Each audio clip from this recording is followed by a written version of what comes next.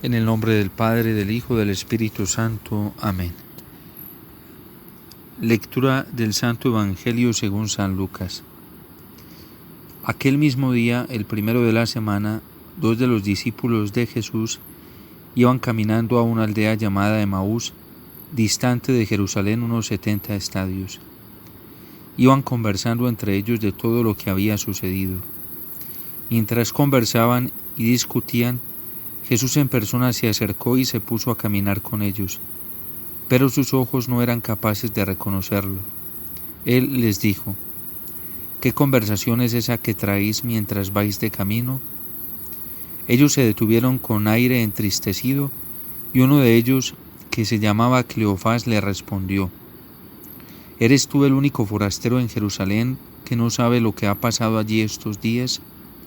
Él les dijo: ¿Qué?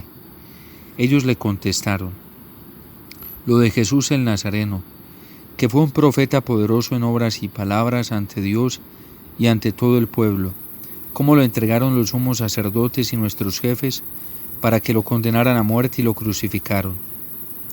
Nosotros esperábamos que él iba a liberar a Israel, pero con todo esto ya estamos en el tercer día desde que esto sucedió.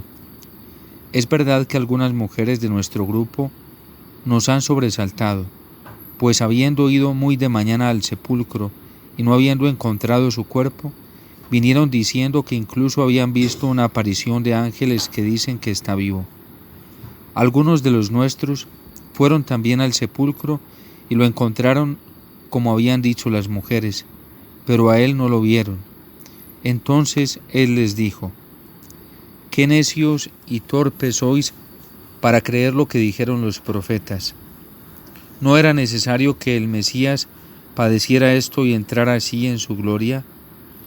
Y comenzando por Moisés y siguiendo por todos los profetas, les explicó lo que se refería a él en todas las Escrituras».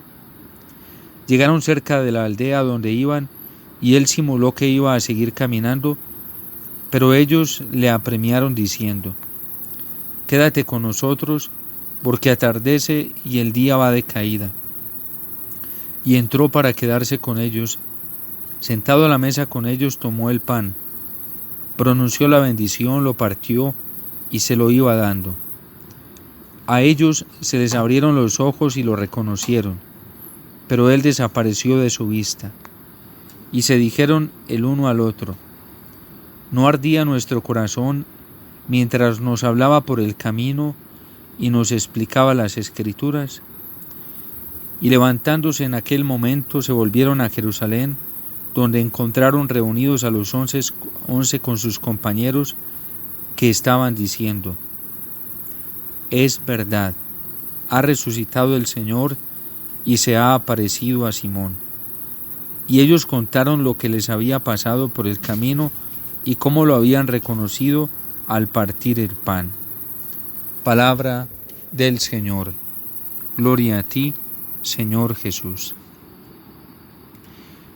Durante esta octava de Pascua que hemos venido escuchando los relatos de las apariciones del Señor a varios de sus discípulos y en primer lugar a sus mujeres, ahora nos encontramos con un relato excepcional y supremamente extraordinario, como lo es el testimonio de los discípulos de Emaús. Desconcertados, tristes, temerosos, angustiados, estaban retornando a lo mejor a su camino de antes.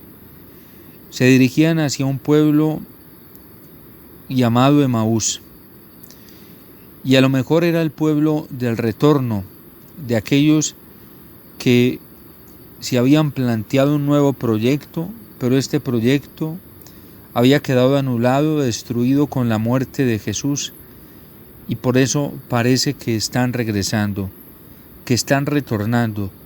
Es como si quisieran volver a su vida antigua, a la vida de antes, como si buscaran una escapatoria para poder olvidarse de todo lo que habían visto, lo que habían contemplado en Jerusalén, con la muerte del Señor, con su condena, con su dolorosa pasión y sobre todo, pues con un proyecto, un ideal, un sueño que ellos traían en el corazón, y parece ser que con la crucifixión del Señor todo había terminado, todo se había acabado.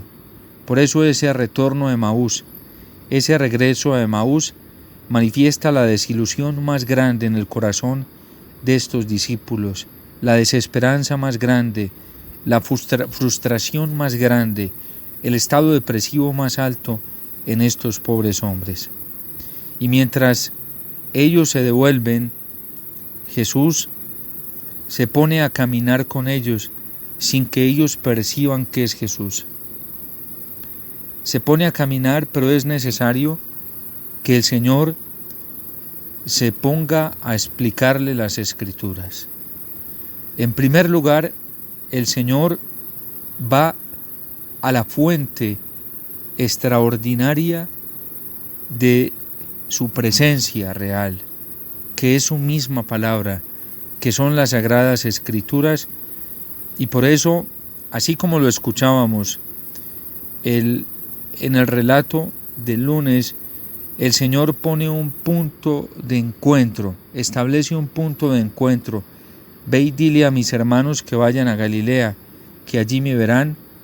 Ahora la Sagrada Escritura, la misma palabra, el anuncio de los profetas, el Antiguo Testamento, se convierte en esa Galilea también y en ese punto de encuentro específico para que ellos puedan orientar su vida hacia lo que será el encuentro con Jesús vivo y resucitado.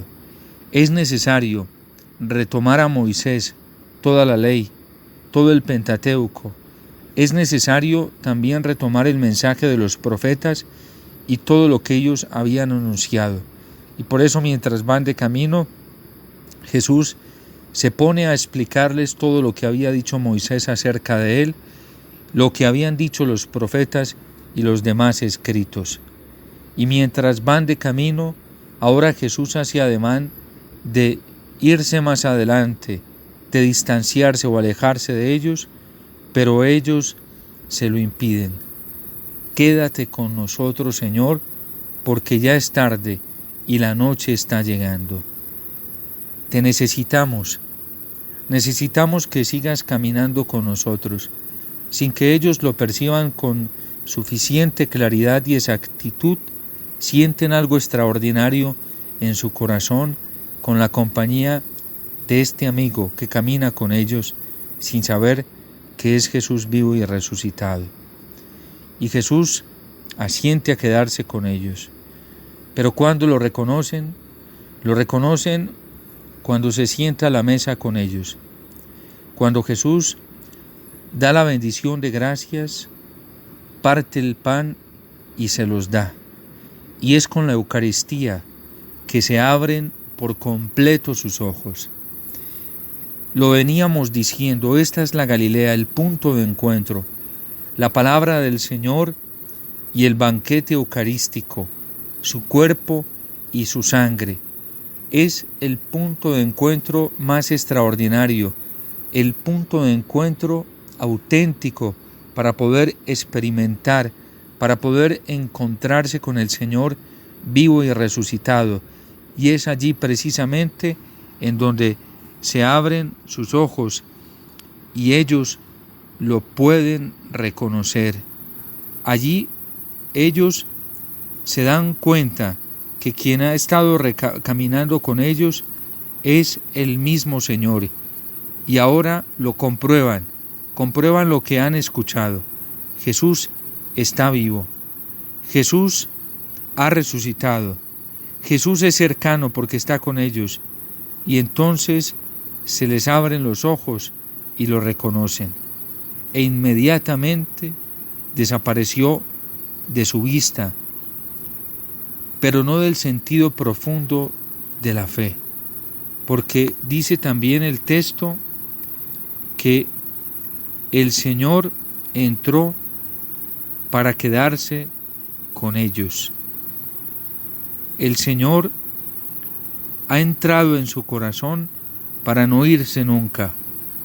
El Señor se ha quedado en la Eucaristía para siempre.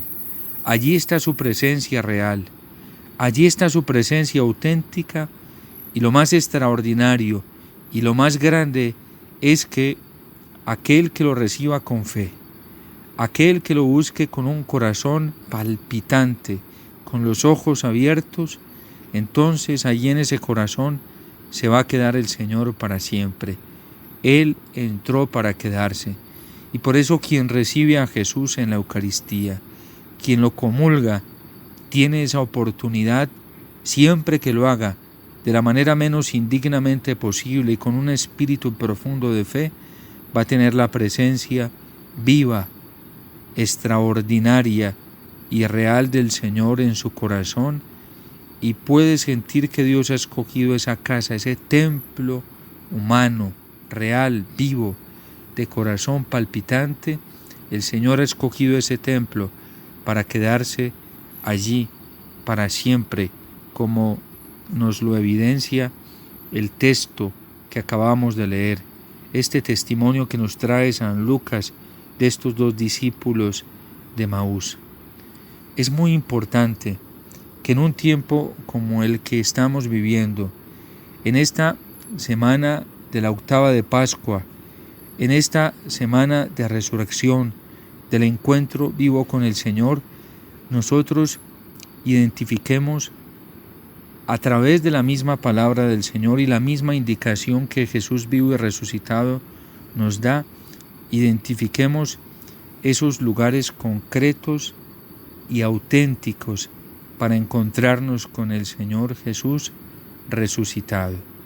¿Por qué el Señor pone un punto de encuentro, establece un punto de encuentro, como lo es la Galilea, en donde está su palabra y en donde está su cuerpo eucarístico, es decir, la liturgia eucarística? ¿Por qué el Señor pone un punto de encuentro concreto?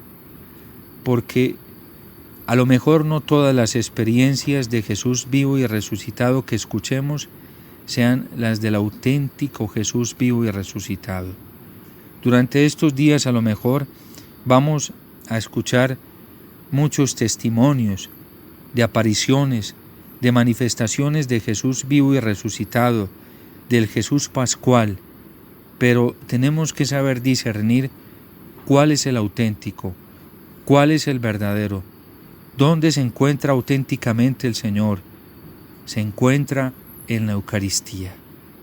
Ya este relato de los discípulos de Emaús vuelve y nos ratifica lo que hemos venido encontrando a través de la palabra del Señor durante estos días en la liturgia, y es que tenemos que ir a Galilea, y la Galilea que siempre ha permitido el encuentro con Jesús vivo y resucitado durante estos más de 2000 años, es la Iglesia, es la liturgia, y de manera particular la liturgia eucarística, pero también allí digamos que encuentran su razón de ser y su verdadera iluminación y su fuerza más grande todos los sacramentos.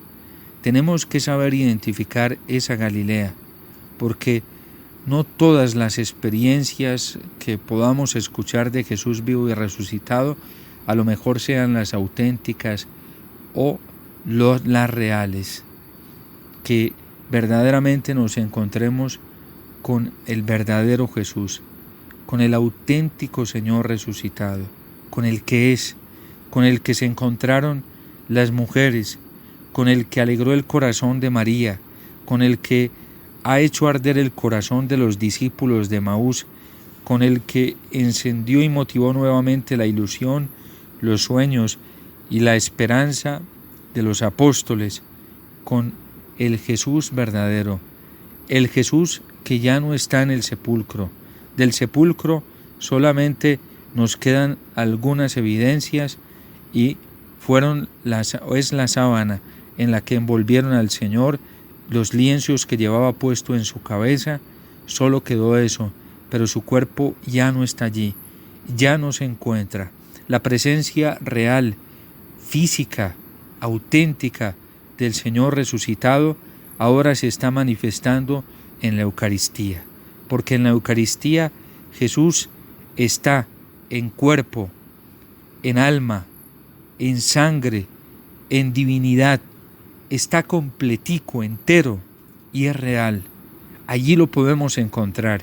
Esa es la Galilea en donde nosotros podemos tener todas las experiencias profundas y auténticas, la experiencia más grande con Jesús vivo y resucitado, porque no hay un espacio, no hay un lugar en donde podamos encontrarnos de una manera tan auténtica con Él como en la Eucaristía.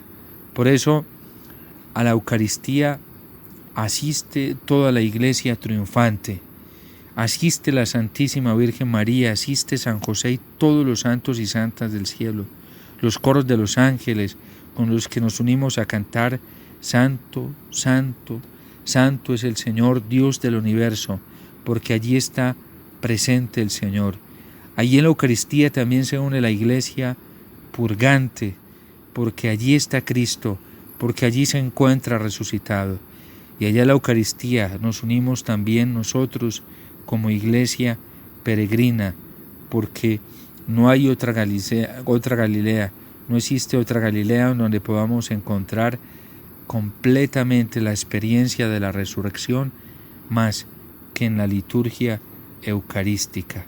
Por eso todo converge y se centra en la Eucaristía. Que el Señor los bendiga, que la Virgen Santísima los acompañe y San José los guarde en todo momento.